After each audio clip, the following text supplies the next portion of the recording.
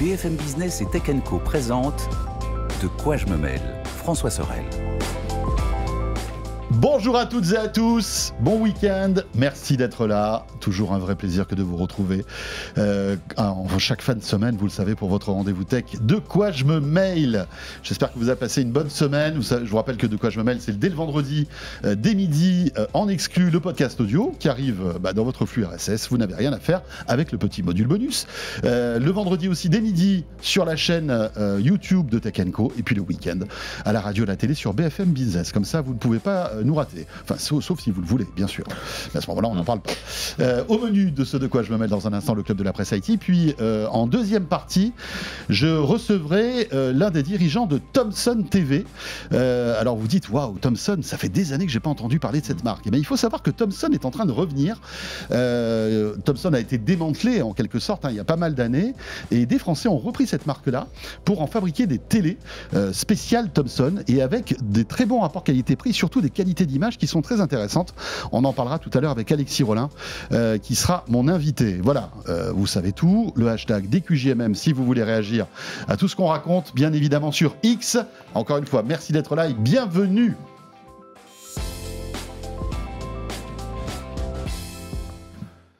Le club de la presse IT maintenant avec, à ma gauche, mesdames, messieurs, attention, roulement de tambour.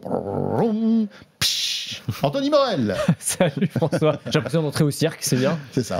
Tu aurais pu rentrer avec un petit vélo quand même. Oui, c'est ça. Ouais, bien. Ça et en jonglant avec 4 balles. Exactement. Ah, ça j'aimerais bien voir en revanche. Oui, je garantis rien. La semaine prochaine, j'essaierai si tu veux. Anthony, donc, journaliste à BFM Business, bien sûr, que vous connaissez très bien. Et puis aussi Nicolas Guyot cette semaine. Salut Nico. Salut François, salut Anthony. Salut Nico. Je vois qu'il y a des moyens. Ouais. Vous envoyez quand même. Et encore, t'as raté les effets pyrotechniques. Bah ouais. Mais ça, je pensais cracher du feu ici. On t'attendait en trapéziste ou en dompteur de faux éventuellement. Ah bah écoute, je vais voir, regarde, j'ai un petit collant. Trapéziste juste au corps. Ouais, Nicolas Guyot, ça peut être pas mal. Ça peut le faire. Et François en dompteur avec 2 tigres. Voilà. Alors par contre, est-ce que ce sera des tigres ou des chats? On verra. Bon, vous voyez, on est en forme, même si on raconte un peu n'importe quoi, mais c'est aussi ça de quoi je me mail. On va redevenir sérieux avec quelques titres d'actualité importants cette semaine. Et commencer par Apple. Tiens, Apple qui, est dans un mauvais mood, on va dire. Voilà, il y a quelques perturbations, quelques trous d'air en altitude pour la vitesse de croisière d'Apple en ce moment. Alors, c'est pas nous qui le disons. C'est pas mal de journalistes américains qui sont proches de chez Apple, notamment John Gruber, qui a lancé un pavé dans la mare avec un article qui s'intitule comme ceci: il y a quelque chose de pourri à Cupertino, Anthony. Ouais. Que se passe-t-il chez Apple? Ça a été un sacré pavé dans la mare, là, cet article. Il a généré énormément de réactions. Alors, tout le monde ne connaît peut-être pas John Gruber. Dans l'écosystème Apple, il est très connu. C'est un des journalistes les plus influents.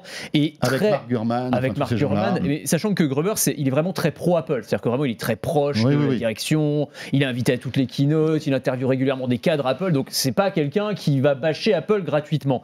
Et là, dans cet article, vraiment au vitriol, il accuse Apple, de manière très claire, de mentir aux consommateurs, aux utilisateurs, notamment sur les fonctionnalités intelligence artificielle. Apple Intelligence, on en a beaucoup parlé. Alors, il y a notamment Siri, la fameuse nouvelle version de Siri qu'on attend depuis son annonce à la dernière WWDC, donc c'était il y a presque un an maintenant. Ça devait sortir, et là Apple, et c'est ce qui a généré la colère et la rédaction de cet article, a repoussé la sortie du nouveau Siri. Et il faut se souvenir, on nous avait promis qu'on allait voir ce qu'on allait voir, que ça allait être un truc extraordinaire, un assistant vocal boosté à l'IA, avec capable de reconnaître notre voix, oui, mais pas seulement notre voix, c'est la façon dont on parle, de personnaliser les réponses en fonction de nos habitudes, même quand on bafouille, qu'on se reprend, elle est capable de discuter avec nous en langage naturel. Enfin, rien à voir avec la version actuelle de Siri, sauf que ça, on commence à se demander si ça existe vraiment. C'est-à-dire qu'on a vu effectivement une vague démo ou une explication au moment de la WWDC. Qui devait être bidonné d'ailleurs, parce que c'était une vidéo en fait. c'est truc. ça, c'est juste une vidéo. C'est juste une vidéo. Mais après, on a un petit peu l'habitude aujourd'hui avec les géants de la tech. Je suis désolé, Elon Musk nous a fait le même coup avec ses robots. Bon, là, voilà, ils ont montré, en fait, je pense qu'ils ont surtout montré ce qu'on allait pouvoir faire. Effectivement, on est déçus parce que ça devait arriver là. Mais tu as raison, mais je te coupe, mais c'est pas dans l'habitude d'Apple de faire ce type de choses. Voilà. C'est ça la grosse différence. C'est vrai, Elon Musk, on sait que quand il dit qu'un robot taxi arrive en 2025, en général, il y a une latence de 2 ans à peu près. Voire plus. Bon, après, c'est pas pour autant qu'il fait pas des trucs incroyables. Mais Apple a toujours été réglé comme une horloge. iOS arrive. Les fonctionnalités qui ont été annoncées l'année d'avant sont implémentées, les développeurs sont au courant, tout est nickel. Là, Siri n'existe pas, en fait, alors qu'il devrait arriver là en avril. Je suis complètement d'accord avec ce que tu viens de dire. C'est une rupture dans la culture à laquelle Apple nous a habitués. Et c'est ça, en fait, qui est un peu choquant. Ça montre effectivement qu'Apple a, pour le coup, un vrai coup de retard sur l'intelligence artificielle, parce que s'ils se sont crus obligés de tromper sur la marchandise, parce que c'est quand même un petit peu ça, c'est que quand même, ils n'y arrivent pas, quoi, tout simplement. Alors, il y a un mot pour ça dans l'industrie, et il n'est pas très flatteur. On parle de vaporware. Vous connaissez ce mot, donc, vapor et ware comme hardware ou software. Donc, en gros, c'est de la vapeur, c'est de l'air, on nous montre un truc, mais derrière, il n'y a pas grand-chose. Et c'est vrai que Apple, en général, quand ils font une keynote, en général, ils prennent leur temps pour développer une technologie, on leur reproche d'ailleurs assez régulièrement, mais quand ils la présentent, derrière, normalement, ils délivrent et l'expérience utilisateur est au top. Et là, pas du tout, quoi. Donc, on a un vrai sujet. Et d'ailleurs, apparemment, ce problème-là a généré en interne une véritable crise. Alors, c'est Bloomberg qui rapporte ça. Apparemment, il y a eu une réunion de crise dans l'équipe Siri, avec le chef d'équipe qui a dit que la situation était ugly, donc affreuse, catastrophique, il fallait utiliser un certain nombre d'adjectifs, pas très agréables, embarrassante aussi. Et apparemment, il y a une grosse tension entre, d'un côté, l'équipe des développeurs, donc les ingénieurs qui doivent bosser comme des chiens sur l'intelligence artificielle, mais qui visiblement galèrent un petit peu, et puis l'équipe du marketing qui, elle, veut forcément vendre le produit, et donc ça crée vraiment des clashs en interne. Donc effectivement, pour Apple, c'est quand même un petit peu problématique cette situation. On avait même un moment, enfin j'ai vu des articles moi cette semaine, où on se disait, tiens, est-ce que c'est pas Tim Cook le responsable de tout ça, finalement, et est-ce que ça serait pas aussi la fin de l'ère Tim Cook? On va loin quand même, mais bon, après il faut pas oublier tout ce qu'a fait Tim Cook et la puissance de ce gars-là en matière de supply chain et d'arriver à délivrer les dizaines et les dizaines de millions d'iPhone. Ça, il y a pas de souci. Mais c'est vrai que c'est peut-être encore un point marquant du manque d'innovation chez Apple. De là le faire tomber pour ça, moi je trouve que ce serait non, je suis d'accord avec toi. Mais il y a eu quand même cette petite musique. Il y a cette petite musique. Cette petite musique tourne déjà depuis un bout de temps. On va pas se mentir. Les dernières innovations d'Apple, c'est pas ça, quoi. C'est Apple Vision Pro, très beau produit, mais effectivement, ils en vendent pas. Apple Intelligence, elle est sortie, mais en feuilleton. C'est-à-dire que alors qu'elle devrait arriver chez nous là dans les semaines qui viennent. Donc là, elle va arriver quasiment un an après son annonce. Il y a le problème de Siri. Alors Siri à la base déjà, il est pas terrible. On va pas se mentir, le truc. Donc voilà. Donc en fait, je pense qu'ils essaient de faire quelque chose de très propre. Donc là, ce serait la mise à jour arriverait avec iOS 19.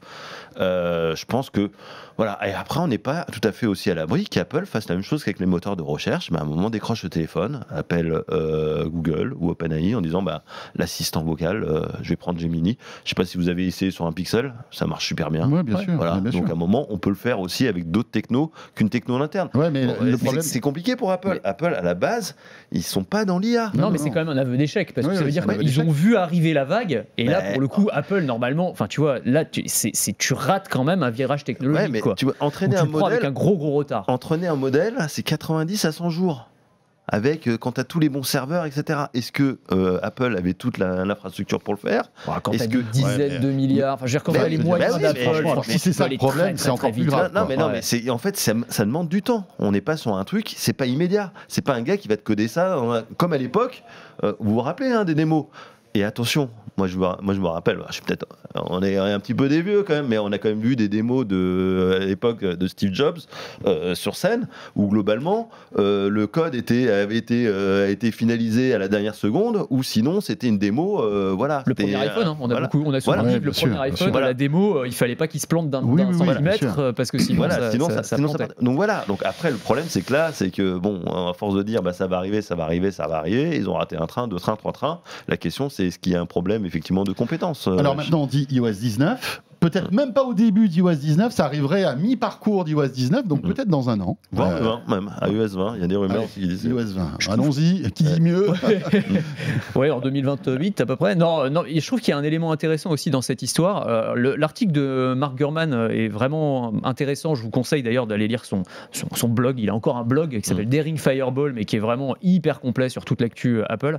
Et il fait une sorte de mea culpa, mais je pense qu'on pourrait aussi le prendre à notre compte, enfin l'étendre en tout cas à tous les journalistes tech. Ouais. Il dit en fait, je pense que il est très en colère contre lui-même, ce qu'il dit, j'aurais dû me rendre compte que je me faisais avoir finalement comme tous les gens, et j'ai fait preuve de complaisance envers Apple. C'est-à-dire que en gros, je me suis laissé avoir comme souvent. Hein, on regarde la démo, on regarde la keynote, on est waouh, c'est génial parce que c'est hyper bien présenté. T'as la petite démo, la vidéo qui va bien, tout fonctionne parfaitement. Mais en fait, c'est des produits qu'on n'a pas eu l'occasion de tester pour de vrai. Et du coup, on s'en est fait tous un peu les relais en disant, vous voyez, le nouveau Siri, ça va être ça. Sauf qu'en réalité, il y avait derrière le concept, il n'y avait pas de réalité concrète et technologique. Je suis d'accord, Anthony, mais on a toujours fait confiance à Apple parce que Apple a toujours été droit dans ses bottes, en fait. C'est vrai. Et ça revient à ce qu'on disait il y a un instant, c'est-à-dire que Apple sort de ses habitudes. Et ça, c'est un signe. C'est plus ça, moi, qui me fait peur, parce que je me dis que c'est la panique. Apple qui était réglé vraiment comme une horloge pour la délivrance de toutes ces fonctionnalités, là, a du retard. Ça prouve que il y a de gros grains de sable dans les rouages, quoi. Alors après, moi, il y a deux choses quand même. Je préfère un Siri qui fonctionne qu'un Siri qui fonctionne pas. On a déjà vu ça chez d'autres grands fabricants. Prenez Microsoft, on est quand même habitué de fonctions qui, comme quoi, ils lancent un nouveau Windows avec des fonctions qui fonctionnent à moitié. Donc ça, je pense que c'est encore pire. Vaut mieux rien lancer que lancer un truc qui fonctionne pas. Et après, je trouve que John Gruber, il est un peu dur quand il dit Tim Cook doit se reprendre. Sinon, la médiocrité va s'enraciner chez Apple. Ça va, quoi. À un moment, on n'est pas non plus il n'y a pas le feu dans la boutique. Ouais. On n'est pas dans une situation. Les derniers téléphones, il n'y a pas eu énormément d'innovation, mais d'un côté, il tourne bien. Il y a le 16E qui sort et qui se vend très bien. En fait, à un moment, ça va, quoi. C'est pas... John Gruber, t'as raison. Je l'ai appelé Marc tout à l'heure. J'ai fait un mélange avec Mark Gurman. Voilà, j'ai fait une fusion façon Dragon Ball, mais c'est bien de personnes qui pareil. Non, mais voilà. Pour moi, c'est une tempête dans un verre d'eau. Voilà. Bon, on verra bien. En tout cas, ça serait... Putain, moi j'adorerais être une petite souris dans ces salles de réunion là, avec tout le top management d'Apple et voir ce qui se raconte quand ils y voient Siri. S'engueuler, tu sais, ça doit être... En plus, c'est des boîtes qui sont tellement... Enfin, comme toutes les grandes boîtes américaines, mais c'est tellement polissé, la communication tellement parfaite et tout. Donc, là, voir la réalité tu dois du avoir truc... un contraste. Parce que, évidemment, que ça doit s'enguirlander. Tim Cook doit gueuler aussi. Et puis surtout la promesse, à mon avis, à un moment, quand la promesse de WWDC, ça, en fait, ils l'ont pas inventé. Il y a bien un mec, un directeur technique qui a dit oui, c'est faisable, on va y arriver, etc. Ouais, donc, tu peux avoir les mecs du marketing qui viennent voir tous les 2 jours les mecs de l'ingénierie en disant bon alors c'est prêt quand là votre histoire là, parce que nous vous avez vu là, il y a Google qui a fait les annonces, il y a Microsoft qui a fait les annonces, il y a OpenAI, on va passer pourquoi si à la prochaine keynote on peut pas faire notre annonce sur l'intelligence artificielle, vous me sortez ça, puis après Tim Cook qui a toujours été quand même plutôt du côté market que du côté ingénieur, contrairement à Steve Jobs à l'époque, peut peut-être aussi pousser dans cette direction là, et quand Tim Cook a dit bon bah les gars maintenant prochaine keynote, je m'en fiche, vous vous débrouillez comme vous voulez, on lance l'IA, on y va, on annonce le nouveau Siri. Les ingénieurs, je pense que derrière, t'as intérêt à bosser et puis à la fermer, quoi, tout simplement. On reste chez Apple avec une autre rumeur, puisque en fait, il n'y a rien d'officiel, je crois, là-dessus. C'est Bloomberg qui a communiqué là-dessus. Les AirPods que l'on connaît, qui ont subi pas mal de mises à jour intéressantes, avec les fonctions auditives, d'aide auditive, de mesure aussi de l'acuité audio. Auditive, et bien là, on aurait bientôt peut-être la traduction en temps réel dans les AirPods. Ça, ce serait génial. Ouais. En espérant que ce soit pas du vaporware, pour reprendre l'expression de tout à l'heure. J'espère que c'est pas la même équipe qui fait Siri, quoi. Oui, c'est ça. Alors après, c'est pas quelque chose de nouveau. Non, absolument. Chez Google, on a ça chez Honor, chez Samsung, chez Google. Mais ça fonctionne pas incroyablement bien. C'est pas instantané. Voilà, c'est ça. Quand tout le monde te dit c'est instantané, etc. Non, c'est pas. Il y a de la latence. Il y a de la latence. Mais c'est vrai que c'est assez bluffant. Vous prenez un de vos écouteurs, vous le passez à votre interlocuteur, vous prenez le téléphone, vous parlez d'un côté, de l'autre côté, hop là, ça ressort dans l'oreillette, c'est la traduction instantanée. Et c'est ça. Sincèrement, ça c'est un bel usage de l'IA. Je suis d'accord. Mais il faut voir, faut voir l'exécution. C'est-à-dire que si Apple arrive vraiment en faire un truc sans couture, absolument parfait, où tu as les AirPods qui détectent la voix de ton interlocuteur, qui la traduisent en temps réel comme si tu avais un interprète dans l'oreille et que ça se fasse absolument sans temps de latence, on pourrait se dire que là, ils ont quand même une valeur ajoutée par rapport à ce qui existe sur le marché et que pour le coup, en matière d'intelligence artificielle, ils maîtrisent quand même un petit peu les choses. Donc là, ça pourrait leur permettre aussi, tu vois, de dire, bon bah là, peut-être sur Siri, on s'est un peu planté, on a pris un petit peu de retard, mais vous inquiétez pas, on a des projets dans les tuyaux et là, on va vous proposer quelque chose de vraiment intéressant. Donc ça, j'ai hâte de voir et de tester, très clairement. Ouais, mais c'est Google qui avait tiré en premier. Moi, je me souviens, il y a quelques années de cela, on avait vu une keynote justement où on voyait et d'ailleurs, ça existe, c'est implémenté. Vous prenez des pixels avec les buds. Les buds, voilà, non, c'est Samsung, chez Honor, c'est implémenté. Mais je pense qu'en plus, Apple, là où ils peuvent rattraper d'un coup, c'est qu'ils ont quand même un parc qui est bien équipé. Ils ont aussi bien les écouteurs que les puces intégrées, et s'ils font tout en IA local, en fait, là, tu as la latence qui est quand même minimale. Donc, en fait, ils peuvent réussir un bon coup. Ouais. Et au niveau ergonomie aussi logiciel, peut-être un truc un peu plus sympa que ce qu'on voit sur Android. Et c'est intéressant aussi par rapport à ce que tu disais, François, le fait qu'il y ait aussi les fonctionnalités liées à la santé. On voit que maintenant les écouteurs sont plus seulement des écouteurs, qu'on est en train d'y ajouter plein de fonctionnalités, beaucoup d'intelligence embarquée, qui leur donne aussi une valeur ajoutée supplémentaire, un peu comme les montres connectées. Au départ, c'était juste des podomètres plus ou moins, et ensuite on leur a ajouté plein de fonctionnalités, notamment de santé. Là, c'est vrai que si tu as tes écouteurs qui peuvent à la fois te prendre des mesures de santé, l'analyse auditive, le rythme cardiaque, la posture. Il y avait des brevets qui avaient été déposés pour aussi analyser si tu te tiens bien pendant la journée, te donner des conseils par rapport à ça. Plus les fonctionnalités de traduction embarquées, bah c'est pas mal. Tu as quand même une bonne valeur pour le prix que tu payes. Plus réfléchir à ta place. Bientôt, voilà. Ça, Musk s'en charge. Voilà. Oui. Pourquoi pas. On parlait de Siri il y a un instant, l'assistant vocal d'Apple. On va maintenant jeter notre dévolu sur celui d'Amazon. Alexa Plus, qui doit arriver, je pense, ces jours-ci, je crois, aux États-Unis. Enfin, c'est dans le pipe. Oui, alors je n'ai pas la date exacte. Alors pour l'Europe, de toute façon, il va falloir attendre. C'est pour ça que je dis bien aux États-Unis. Mais oui, ça va arriver bientôt aux États-Unis. Et donc cette Alexa Plus, on en avait déjà parlé dans De quoi je me mêle. Elle a l'air assez impressionnant. Ça, évidemment, il apporte tout ce qu'apporte l'IA générative. On peut avoir de vraies discussions riches avec Alexa Plus. Ce que devrait faire Siri, en fait. Voilà, ce que fera peut-être un jour Siri ou pas. Mais on a appris un truc intéressant. C'est que Amazon, pour implémenter en fait Alexa Plus, va être obligé de tout mettre dans le cloud. Et ça veut dire que lorsque vous parlerez à votre Alexa, votre Echo Show, enfin divers, vous serez obligé d'attendre un petit peu parce que votre voix va partir dans le cloud, va être analysé par l'IA et après on aura la réponse. C'est ça. C'est-à-dire qu'il n'y a plus la possibilité d'avoir un traitement local. Jusqu'ici, il y avait une partie qui se pesait en local et l'autre dans le cloud, et on pouvait demander en fait à Amazon, enfin il y avait une option, ne pas envoyer d'enregistrements vocaux, et à ce moment-là, le traitement se faisait en local. Et cette option-là, en fait, va être désactivée. Amazon explique, bah non, en fait, avec l'IA embarquée d'Alexa, c'est juste pas possible le traitement local. Il faut forcément que ça passe par le cloud. Ça va être à partir du 28 mars. Donc 28 mars, il faudra faire un petit peu plus attention. Alors, c'est toujours pareil, c'est les défenseurs, à la fois les experts en cybersécurité et puis ceux qui font un petit peu attention à tout ce qui concerne le respect de la vie privée, qui disent c'est embêtant parce que là, toutes les informations vont transiter via les serveurs d'Amazon.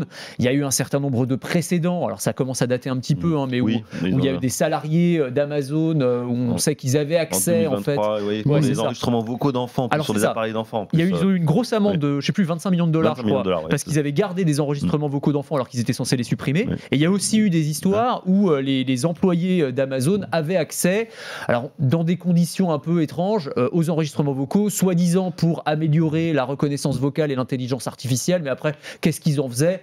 Bon. Je vais te dire, je trouve que l'élément d'information il est intéressant. Maintenant, ma position ça a toujours été de dire, si tu veux pas que tes enregistrements vocaux partent chez Amazon, prends pas d'enceinte connectée. Il n'y a pas d'obligation absolue dans la vie à avoir une enceinte connectée à la maison. Si vraiment c'est ton sujet... si tu aimes ça, il faut accepter le fait que tes données partent dans le cloud. Sachant que les données sont anonymisées. Enfin, je veux dire, quand on disait les salariés écoutent... Je pense que tout ça doit être crypté. Ils savent pas que c'est François Sorel, tu vois, qui parlait de commander une pizza ou j'en sais rien. Tu vois, évidemment, tout ça est complètement anonyme. Et il y a une option pour supprimer les enregistrements une fois qu'ils ont été traités dans le cloud. Voilà, il y a quand même quelques garde-fous. Voilà, il y a quand même des garde-fous. Et après, je pense que tu vois, là, on tombe sur le même problème que Apple et Siri. C'est en fait, c'est que Siri, Apple veut le faire tourner en local.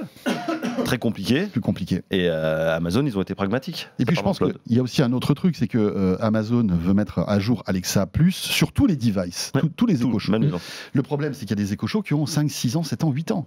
Et donc, ils n'ont pas la puissance processeur nécessaire pour pouvoir gérer en interne, en fait, toutes les requêtes vocales, on va dire, élaborées d'Alexa Plus. Donc, il y a aussi une nécessité hardware. Peut-être que les prochains Echo Show, lorsqu'ils sortiront, et d'ailleurs, Panos Panay, qui est le nouveau patron du hardware d'Amazon, l'a dit, je ne sais pas si vous avez suivi cette news, lui, il aimerait faire monter en gamme tous les devices, en fait, Amazon, pour en faire des trucs vraiment au top. Et à ce moment-là, peut-être qu'ils auront des puces, on va dire, spécifiques, qui feront que la requête se fera, non plus dans le cloud, mais on va dire sur le produit directement. L'avantage, et là il faudra tester, parce que c'est la latence en fait. Ça va mettre combien de temps lorsque vous allez poser votre question pour avoir une réponse? Et on se rend compte que toutes les études qui ont été faites sur sur les échanges naturels avec l'IA, si on a de la latence, c'est mort. C'est clair. Enfin, c'est vraiment le point le plus important. Et d'ailleurs, Amazon avait insisté là-dessus lors de la présentation d'Alexa Plus. C'était le fait que tu pourrais avoir une discussion quasiment naturelle en temps réel, quoi. Et c'est vrai que ça change tout. Vous pouvez avoir un exemple. Si vous avez un Pixel, vous pouvez utiliser ou un Samsung, vous pouvez utiliser Gemini pour faire une conversation, mais c'est vrai que globalement il y a cette latence qui est assez dérangeante parce que en fait il se passe 1-2 secondes, mais 1-2 secondes qui vont paraître pour une éternité en fait. Bien sûr. Mais même, alors moi je me sers souvent de OpenAI et donc du chat vocal d'OpenAI, de ChatGPT, qui est impressionnant, mais il y a cette petite latence, c'est-à-dire qu'on le voit, vous posez la question, il réfléchit. Et puis, 2 secondes après, vous avez la réponse. Et là, pour le coup, on a un Français qui a un temps d'avance sur ce coup-là. C'est QTAI. Ils avaient présenté leur première IA. Et alors, eux, ils vont tellement vite qu'ils te coupent la parole. Mais c'est dingue. Enfin, tu vois, là, vraiment, moi, la démo, elle m'avait bluffé parce que j'avais testé. Mais parce que c'est de l'interne, là, je pense. Oui, alors c'est ça. C'est ça. Après, derrière, je ne sais pas exactement comment ils veulent déployer leur modèle à plus grande échelle et est-ce qu'on pourra avoir effectivement une interaction qui passe par le cloud avec une telle rapidité. Mais là, la rapidité avec laquelle, effectivement, il va jusqu'à te couper la parole parce que en gros l'IA a compris la question avant que tu aies fini de la poser. C'est presque frustrant d'ailleurs parce que pour le coup le truc t'as l'impression qu'elle te prend vraiment pour un imbécile. C'est un peu ça. D'accord, ok l'humain, vas-y t'inquiète, je sais ce que tu veux. C'est un peu chaud. Non mais alors après il faut aussi se dire que là le fait d'être dans le cloud, à mon avis c'est momentané. C'est que là on est en train d'affiner les modèles, bien sûr. On n'a pas encore suffisamment de puissance localement. Mais là, quand ça arrivera, quand on pourra faire des produits qui pourront accueillir des modèles... C'est parti pour un long moment, je pense, Nico, parce que t'imagines changer le parc de tous les Echo Show et des Alexa dans le monde. Mais leur intérêt, c'est d'en vendre. C'est pas de garder, le parc. Mais moi, je t'avoue que je pensais que quand ils allaient annoncer Alexa Plus, ils diraient, en fait, ça fonctionnera sur des nouveaux modèles et tous les anciens, en fait, tu te rends compte, auraient été quasiment mis au rebut, quoi, tu vois, ou en tout cas avec plus de mise à jour. Moi, c'est ce que j'aurais pensé. J'ai été agréablement surpris de ce point de vue-là. Après, le petit point négatif, c'est qu'il faut quand même payer un abonnement. Toujours pareil. Alors, abonnement, en fait, quand vous êtes abonné Prime, c'est compris dans le prix. C'est ça. Et il y a beaucoup de clients Amazon qui ont l'abonnement Prime. Et on peut dire aussi à nos auditeurs, téléspectateurs, que globalement, il existe des modèles gratuits aussi, des assistants gratuits vocaux. Vous pouvez installer sur votre assistant, vous pouvez installer des... Il y a Raspa, il y a Mycroft, des assistants vocaux, vous pouvez installer sur vos assistants, par-dessus vos assistants locaux. Alors il y a un peu de technique quand même, il y a un peu de bidouille, mais c'est voilà. Faut sortir le tournevis, quoi. Oui, plutôt le tournevis logiciel, quoi. C'est ça. Voilà. Puis, ça va être intéressant de voir la riposte aussi, parce que là, on a eu Amazon Alexa Plus, mais j'imagine que Google va peut-être aussi ressortir. On a vu les Google Home, ils vont probablement mettre du Gemini à l'intérieur, et puis peut-être Apple avec la nouvelle version de Siri éventuellement. En 2022, 2032. 2032. Ça charte là. Ils sont pas contents chez Fabic avec cette histoire, je peux vous le dire. Ça se voit, ça se sent. Nico, parle-nous de ce concept de JBL qui a l'air assez intéressant, qui est une espèce de petit boîtier émetteur. Et moi j'adore. Dès qu'il y a boîtier émetteur, moi ça te titille. Ouais, ça me titille. La semaine dernière, alors vas-y, raconte-moi. JBL nous a réuni la presse européenne pour présenter ses nouveautés. Et parmi les nouveautés, il y avait un casque sans fil qui s'appelle le Tour One M3. Donc c'est un casque sans fil, Bluetooth 5.4 classique. Ouais. Et il est livré en option. Il y a une option. C'est un petit émetteur qui s'appelle le JBL Smart TX. C'est un petit transmetteur que vous pouvez brancher sur tous vos appareils. Donc il y a une prise USB-C, il y a une prise mini jack. Vos vieux appareils, vous avez un vieux PC, une vieille télé, vous êtes dans l'avion, vous voulez utiliser votre casque sans fil, vous branchez votre appareil sur le système embarqué de l'avion. Platine disque, vinyle par exemple. Disque, voilà. Et là, vous récupérez, en fait, vous transformez votre vieux matériel audio en matériel sans fil avec les dernières normes, donc Bluetooth 5.4, audio haute définition, et ça vous fait une connexion au top. Et donc c'est un petit boîtier avec un écran LCD. Vous pouvez tout régler depuis. C'est aussi un assistant du casque audio. Et il y a la possibilité, comme c'est compatible au Auracast, vous pouvez aussi streamer vos contenus sur plusieurs casques simultanément. Bon, moi, je trouve ça super malin. Ouais. En fait, tu l'as testé, tu as eu l'occasion? Ouais, on l'a testé. Alors, ils ne l'ont pas lâché encore parce que ça sera disponible à partir de mi-avril. Mais j'ai trouvé le concept absolument fabuleux. Parce qu'en fait, tu te dis, tu es chez toi, on a tous du matériel qui traîne. On se dit, mais là, je peux pas, il n'y a pas de Bluetooth, ou le Bluetooth est trop vieux, la qualité sonore, elle est pas terrible. Et tu branches ce petit appareil, en 2 secondes, ça te le modernise. Très malin. Et puis en plus, il y a un petit côté Madeleine de Proust, ça ressemble un peu à un Walkman, un petit baladeur comme ça, un petit appareil. C'est rigolo. Après, sur Amazon, il y a plein de petits adapteurs Bluetooth comme ça, qui permettent de transformer n'importe quelle source analogique en Bluetooth. Alors là, c'est du 5.4. Il faut voir si sur Amazon, on peut trouver ces petits je pense que oui. Après, parce que tu auras Auracast, etc., c'est compatible avec ce modèle de casque. Faut pas, c'est une techno, mais je trouve que c'est pas mal. Parce qu'en fait, souvent, on se dit dans l'univers de l'audio, en fait, on dit c'est assez statique, ça évolue pas. Alors qu'en fait, ils n'arrêtent pas de te multiplier les micros, les casques. Bon, en fait c'est en perpétuelle évolution. Mais c'est vrai qu'il n'y a pas, en termes de produits, il n'y a pas de nouveauté un peu bling-bling, sympa. Et là, c'est vrai que ce petit adaptateur, je trouve génial, parce que c'est un truc que tu peux... Ouais, c'est cool. C'est une option, ça coûte 50 €. Vous n'êtes pas obligé de l'acheter si vous achetez ce casque JBL là, qui vient de sortir, qui va sortir. Mais je trouve que c'est pas mal, parce qu'on a tous du vieux matos qui n'est pas aux normes. Non, mais c'est clair. Qui n'est plus aux normes. Et c'est vrai que maintenant, le Bluetooth a quand même vachement évolué. Ça modernise votre installation.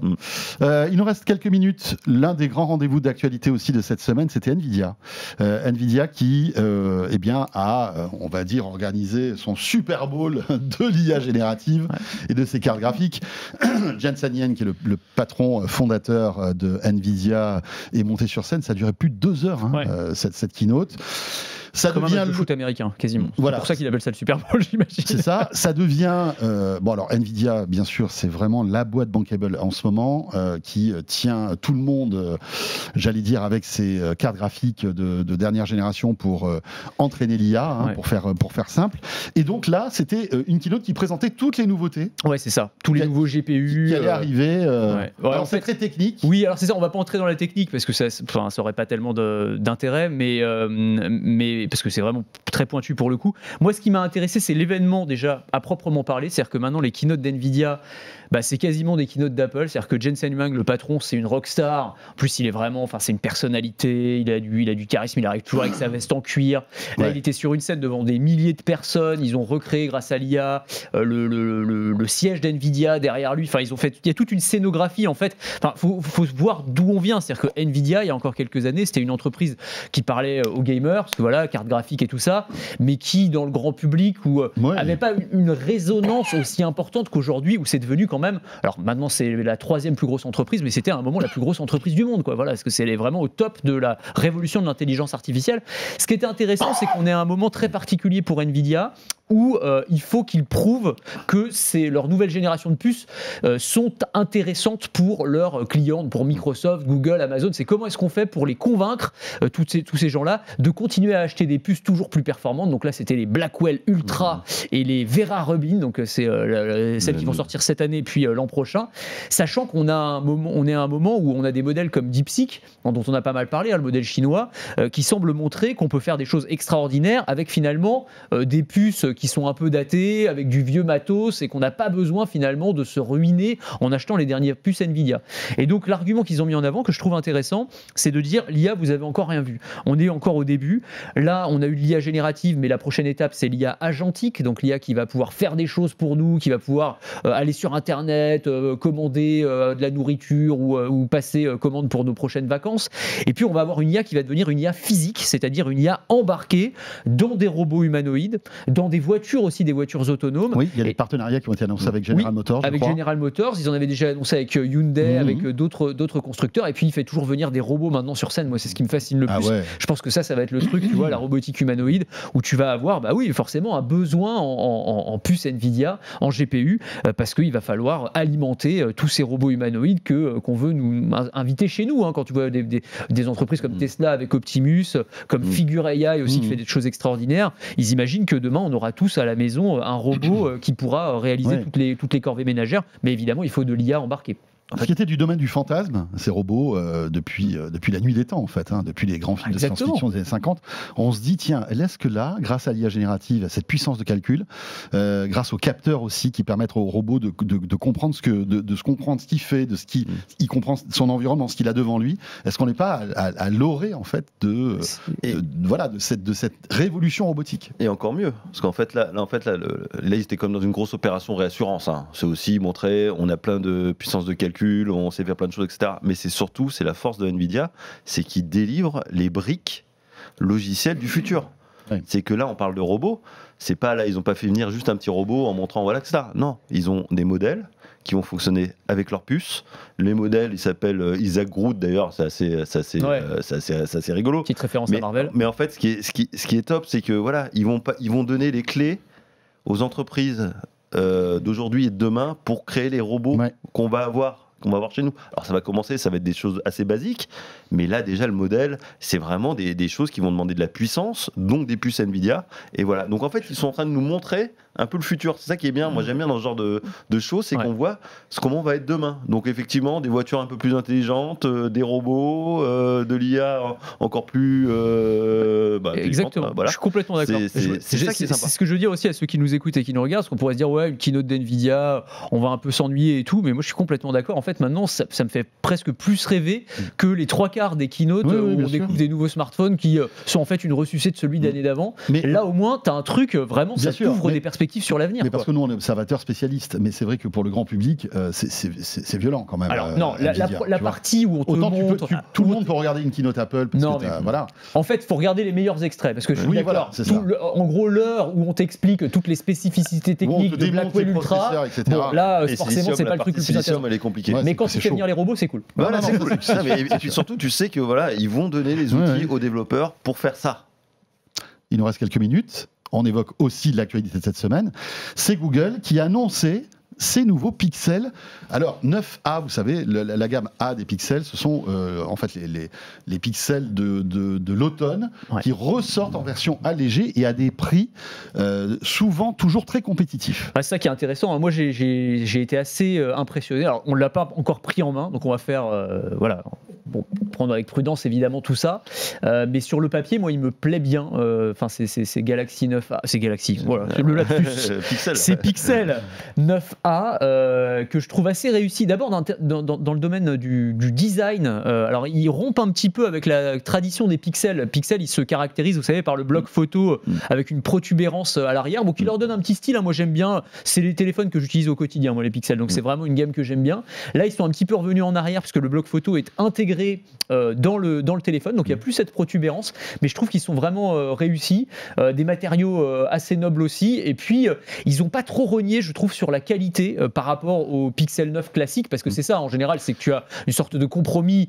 Ok, ils coûtent moins cher, ceux-là sont à 550 €, je crois. 550, c'est ça. Ça commence à 550. Mais forcément, tu vas avoir un petit peu moins de puissance. Alors là, ils gardent quand même le processeur Tensor G4, donc c'est le même. T'as le Tensor. Alors effectivement, on perd du capteur. Voilà, il n'y en a plus que 2 au lieu de 3, voire plus. Il y a la batterie, par contre, qui augmente par rapport à l'année dernière. Ça, c'est vraiment bien, parce qu'ils ont compris en fait qu'un téléphone, c'est quand même l'autonomie. Ça a toujours été un petit peu les points faibles des pixels, quand même. On va pas se mentir. C'est la capacité de stockage, la capacité de la batterie et la vitesse de recharge. Bon, la vitesse de recharge, je pense pas que ça change, mais au moins il y a plus de batterie. Et autrement, voilà, on est sur les mêmes tailles d'écran que le modèle 9, c'est-à-dire le modèle de l'année dernière, donc ça veut dire 6,3 pouces, 16 cm de diagonale. On est sur du Full HD, 120 Hz, une bonne luminosité, de LED. C'est un beau téléphone. C'est un beau téléphone, et vous accédez aux technos de cette année. On peut le comparer un peu au 16e finalement. C'est ce que j'allais dire. Voilà, c'est à peu près. Coûte moins cher pour le coup. Et moins cher. Parce que le 16e il est à 750, je sais plus.